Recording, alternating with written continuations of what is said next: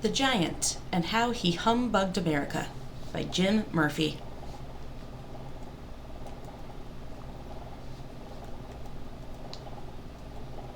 Chapter 1. The Discovery. The Saturday morning of October 16th, 1869, was cool and damp in Cardiff, New York, as Gideon Emmons headed up the twisting dirt road. To one side, the maple and hickory trees had turned Bear Mountain into a blazing mass of yellow, orange, and scarlet leaves. It was a spectacular autumn scene, but Emmons hardly noticed. He was nursing a throbbing headache from drinking too much whiskey the night before. At 7:30 or so, Emmons met up with his friend Henry Nichols, and the two continued walking north. They were going to William Newell's farm to dig a well for him. Nichols often did manual labor for Newell, who was his brother-in-law.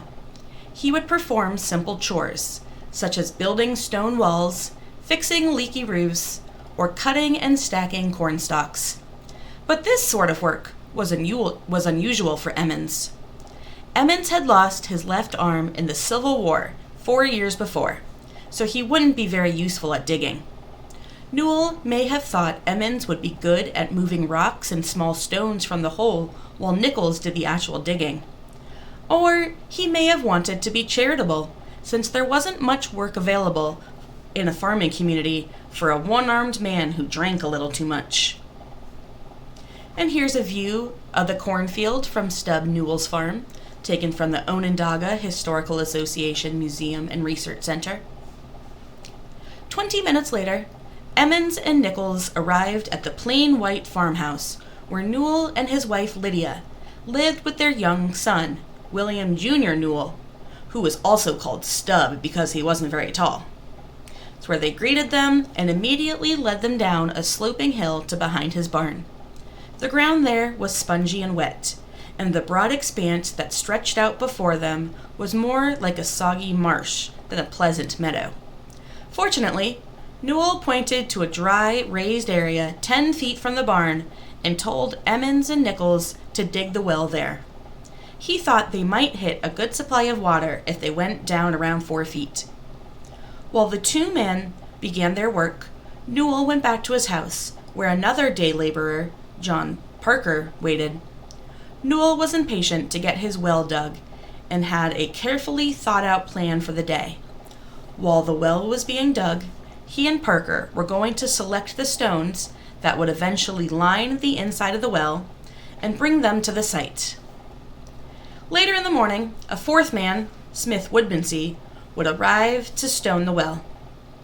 Newell's plan ran into trouble from the start. The ground behind the barn was rocky and bound tight by a thick grove of clover and dead tree roots. Nichols chopped and hacked at the roots and paused often to let Emmons move rocks away from the hole. After almost 3 hours of back-breaking work, he had only managed to dig down 2.5 feet. Newell was dumping a third load of lining stones at the well site when a loud clank rang out. Nichols had hit something solid. After banging his shovel on it several more times, Newell decided he'd hit a large stone and went to get a pick. While Newell was gone, his two workers continued to dig and clear the area around the stone. But they discovered something startling. The blue-gray stone was shaped exactly like a foot, a very large foot. "I declare," one of the workers said, "some old Indian has been buried here." Emmons or Nichols shouted for Newell to come see what they just uncovered. Newell hurried to find out what the commotion was about, trailed by Parker and the newly arrived Woodmansey. The 5 men stood around the foot, debating what they should do next. They wanted to know if they had really discovered a body, but hesitated, worried that the rest of it might be a rotting, stinking mess. Just then, a horse and wagon, driven by John Haynes, came rattling up the road, headed for a fair in Syracuse. Woodmansey recognizes Haynes and called out, "They have found a man's foot down here." By the time Haynes joined the others, Nichols had begun digging again. Haynes remembered looking into the hole and muttering, "It is a foot." Haynes found himself as curious as the others and eager for action. "I took a shovel and got down into the hole," he would later recall, "and as fast as they uncovered the body towards the head, I cleared the dirt off, about up to the hand on the belly." They worked quickly and managed to uncover the entire body in a matter of minutes. The diggers scrambled from the hole, and all 6 men stood there, gazing in astonishment. Despite its being covered by a gnarly old tree root, they could see it was indeed a human body. A very old-looking one at that, and big. In fact, at 10 feet, 4 inches long, it was nothing if not a giant. Even though it seemed worn and eroded in places, it was very detailed anatomically, with ribs, fingernails, toenails, muscles, and Adam's apple clearly visible. But it was the facial features that truly mesmerized the men. Eyes gently closed and mouth set in a calm, straight line, the giant looked serene, as if he was sleeping peacefully and might wake up at any moment. And here we see a photograph that Calvin Gott took. This is the only known photograph of the Cardiff Giant when it was still on Stub Newell's property.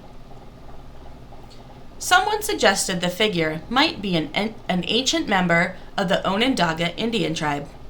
The Onondagas had once had many settlements in the area, including a large village up along Onondaga Creek, only a few miles from where they now stood. The men had grown up hearing Onondaga stories about the stone giants, the very tall creatures that terrorized the region in the distant past. They had always taken the stories to be more myth than reality. But maybe what they were staring at was proof that the giants really had existed. Newell, though, had another, more troubling explanation. He told his friends that an earlier owner of his farm had found a long, straight-edge razor in a hollowed-out tree stump. Newell said he was worried that what the previous owner had found was actually a murder weapon, and that they had just unearthed the murder victim.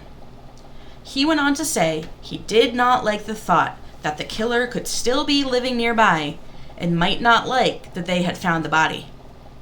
Newell then proposed something almost as startling as the giant himself. He wanted to shovel the dirt back into the hole and forget about the whole thing. And here's a close-up view of the face of the Cardiff Giant.